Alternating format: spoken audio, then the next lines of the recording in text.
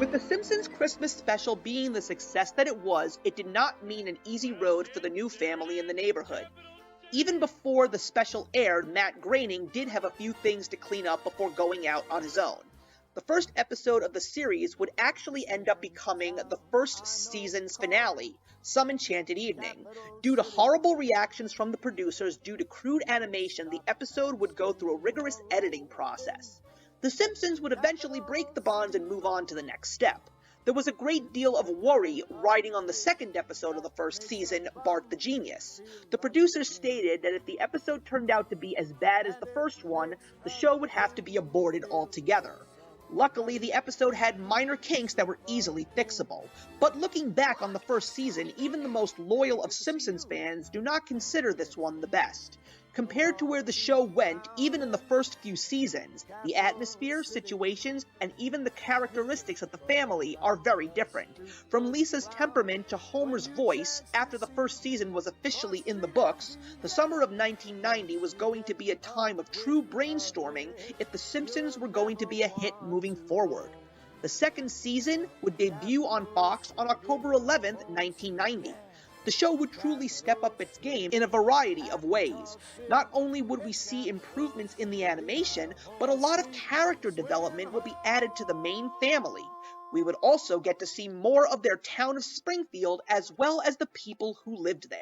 There would be Homer's employer of the nuclear power plant, C. Montgomery Burns, and his assistant Wayland Smithers, the goofy chief of Springfield's police department, Clancy Wiggum, the local bar owner, Mo Sislak, as well as the local town drunk, Homer's pal Barney Gumble, and of course, Lisa and Bart's friends, teachers, and their principal, Seymour Skinner.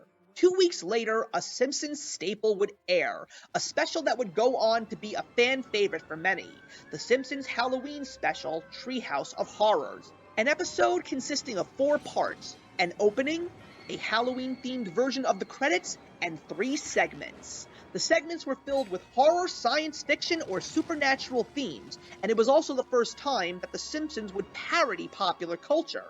The show would pull from films, novels, and television shows. The special gave the writers a chance to really break the rules, adding elements that would not be seen in regular episodes to fit in with the holiday spirit, and the fans would love them for it. The second season would also feature a lot of relatable themes that would affect each of the Simpsons. From health scares to getting 15 minutes of fame, the Simpsons got more than just their 15 minutes thanks to this season. A fandom was starting to grow, as word was getting around about the show. For better or for worse, The Simpsons had arrived, and now it was time for them to capitalize. Yeah, right. From the start of the show's inception, it was a challenge for The Simpsons to avoid controversy, and it was all thanks to the bad boy of the family. The face of The Simpsons would become Bart Simpson, and he would be everywhere. T-shirts, lunchboxes, posters, and with video game culture growing, he would be a playable character in the Nintendo game Bart vs. the Space Mutants. There would also be an extremely popular 4-player arcade game that would eat up quarters from eager players. Lines like "Don't have a cow man," "Eat my shorts," and "I carumba" would be weaved into popular culture. Bart even made Cowabunga cooler than Michelangelo from Teenage Mutant Ninja Turtles. However, Bart didn't appeal to everyone. Bart Simpson's character was as if Dennis the Menace was possessed by the devil. He would frequently find himself getting into trouble and never receive any discipline for his actions. This led some parents of conservative households to characterize him as a poor role model for children.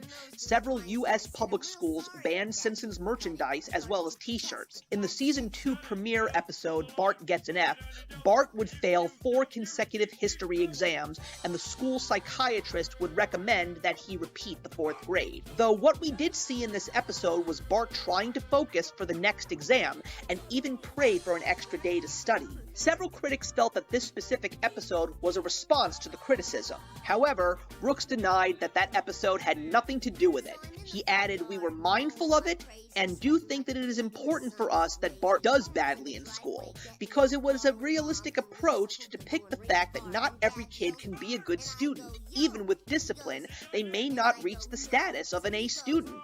Another statement that was added by Brooks was saying that not everyone has to be a role model in this world. there needs to be characters in TV that don't have to be looked up to. While there was a great truth to that statement, it didn't hold well for many prominent figures in America. In October of 1990, an edition of People magazine showed a quote from First Lady Barbara Bush calling The Simpsons the dumbest thing she had ever seen, which led to the writers sending a letter to Barbara Bush posing as Marge Simpson. Bush would immediately send a reply and apologize. Her husband, George H.W. Bush, would hold to her original sentiments during his re-election campaign, where he said, "We are going to keep on trying to strengthen the American family, to make American families a lot more like the Waltons and a lot less like The Simpsons." It was moments like these where The Simpsons would take baby steps from being a barrier-pushing sitcom to a phenomenon by rerunning their Season 3 episode, Stark Raving Dad, on January 30th. The broadcast included a new tongue-in-cheek opening where they would watch Bush's speech and Bart would reply, "Hey, we're just like the Waltons." It looked like The Simpsons would win this round as the show would continue on with its third season. Even long after this point in time, The Simpsons and the Bushes would still have a hatchet to bury. Hey, what's happening, dude? I'm a god. 1992 would be the year that everything changed for The Simpsons, and it would not start in the best of places. Besides the Bush campaign using them as an example for political gain, The Simpsons would be met with a lawsuit. The woman that gave them their big break, Tracy Ullman, claimed that her show was the source of The Simpsons' success, and therefore should receive a share of the show's profit. She wanted a share of The Simpsons' merchandising and gross profits and believed that she was entitled to $2.5 million of Fox's estimated $50 million in 1992. The Fox network would pay her $58,000 in royalties for The Simpsons, as well as $3 million for the 3.5 seasons her show was on the air. With every episode, The Simpsons fan base would grow, as well as the show's ratings. Since the beginning, one of the goals of The Simpsons was to surpass America's favorite family, the Cosbys. Because of The Simpsons' success, the Fox network decided to switch The Simpsons time slot in order to boost ratings and moved it from Sunday nights to Thursday nights at 8 p.m., where it would compete with The Cosby Show. Many believed that doing this was not a good idea and that The Cosby Show would crush them. And while it took a little time, it would be the third season episode, Homer at the Bat, where The Simpsons would beat The Cosby Show in the ratings. Another goal had been achieved, and the show remained in its Thursday time slot until the 6th season, where it would move back to its original time slot on Sundays. By the time the show would return to Sunday nights, The Simpsons would be America's favorite family. Building on the show's popularity, there would be many added treats to boost viewership. Music executive David Geffen would produce a series of Simpsons albums. The Simpsons Sing the Blues, based on The Simpsons, would be released in time for Christmas in 1990. The writers wrote humorous lyrics for the actors to perform over blues and hip-hop, and were given plenty of publicity, including from the king of pop himself, Michael Jackson. Jackson even played a part in composing the song Do the Bartman. Being a huge fan of The Simpsons, Jackson would end up on the Season 3 premiere, Stark Raving Dad, as a guest voice. This would open the floodgates. While there had already been actors like Kelsey Grammer and Albert Brooks who had lent their voices to a few season episodes, Season 3 would be the year that celebrities would be chomping at the bit to be on The Simpsons. Over the next 4 years, everyone from the likes of Leonard Nimoy to Meryl Streep would show up on The Simpsons either as themselves or a character introduced for a specific episode. Famed SNL cast member Phil Hartman would lend his voice to several characters, including the favorite bumbling lawyer Lionel Hutz and the self-centered Springfield actor Troy McClure. This would also be the season that would allow the entire town of Springfield to open to the fans and all the residents, giving them their own stories. We would dive into the lives of the Simpsons' next-door neighbors, Ned and Maude Flanders, as they tried to open up their own business. The owner of the local convenience store, Apu Nahasapima Petalon, would try to find excitement in his job once again. The cast would also continue to grow into the hundreds, and new voice casting would have to be done. The show would add on the likes of Pamela Hayden, Russi Taylor, and Tress MacNeille. The world would also become bigger, as The Simpsons would see more than just their streets of their hometown, from a trip to Australia and even a trip into space. More episodes would parody popular culture in ways no one would have even predicted. Not a single pop culture entity was safe. But honestly, many at this point considered being a part of The Simpsons an honor. By 1995, The Simpsons would have over 100 episodes in the books and would be the #1 show on network television. It would then lead to the season finale that everyone would be talking about all summer long.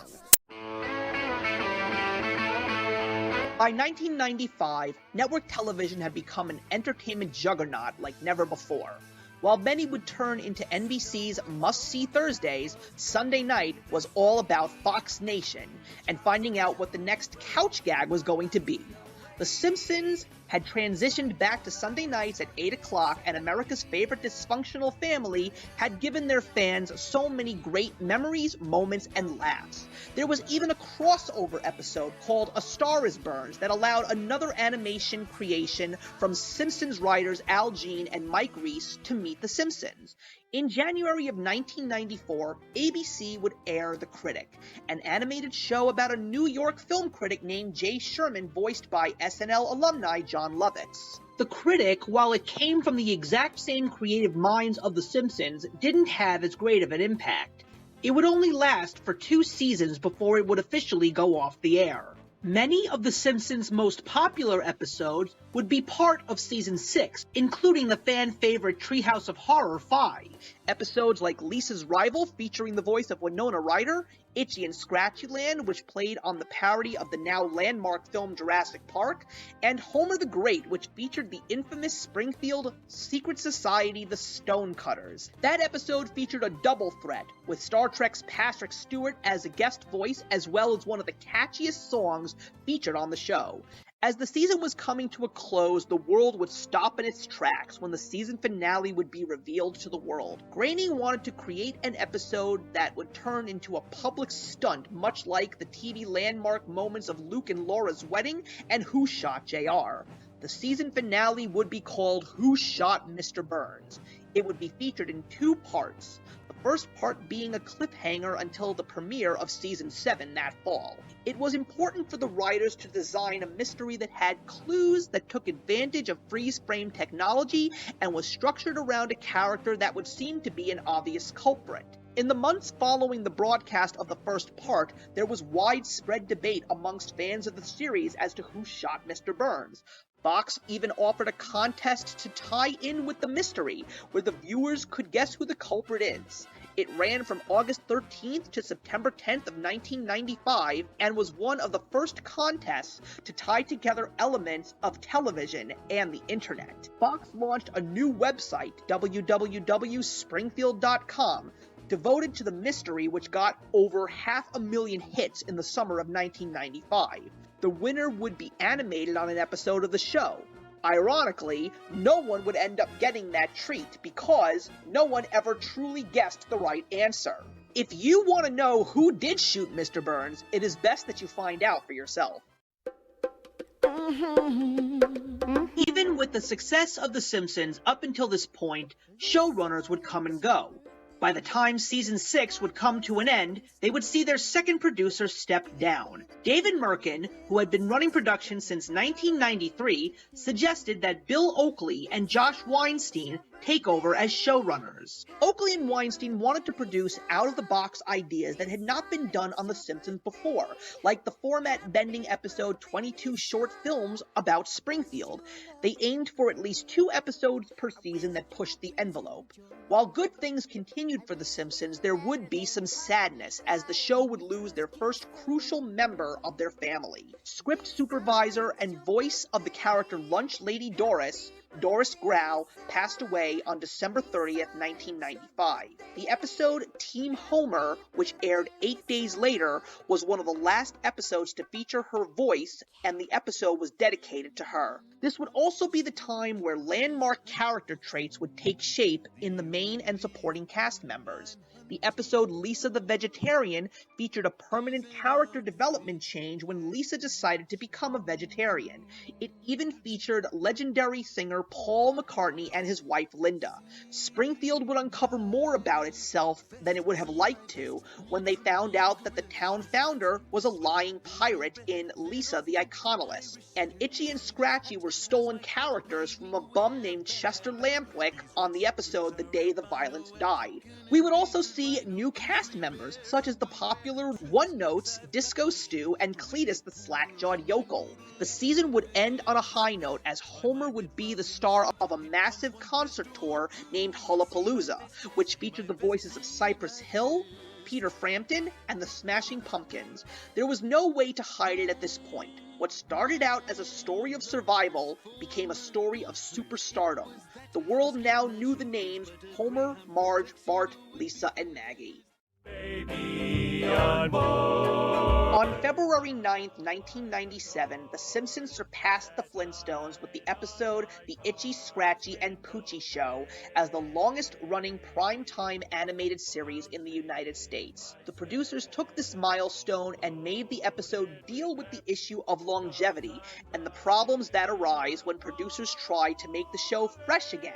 The Simpsons would take on a new showrunner, Mike Scully, as The Simpsons would be preparing for its landmark 8th season. However, it would be an interesting fall as something would arrive that summer. It didn't seem like much at the time, but it would force The Simpsons to deal with something that they hadn't thought of in a while: competition. Paradise with my baby.